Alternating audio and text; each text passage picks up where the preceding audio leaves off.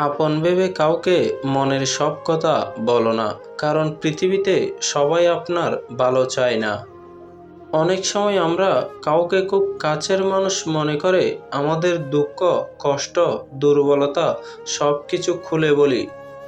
ভাবি সে বুঝবে, পাশে থাকবে, কিন্তু বাস্তবতা সব সময় এমন হয় না। আজ যে মানুষটা আপনার গল্প শুনছে, কাল সেই হয়তো সেই গল্প অন্যদের সামনে বলে দেবে। আপনার বিশ্বাসকেই আপনার দুর্বলতা বানিয়ে ফেলবে।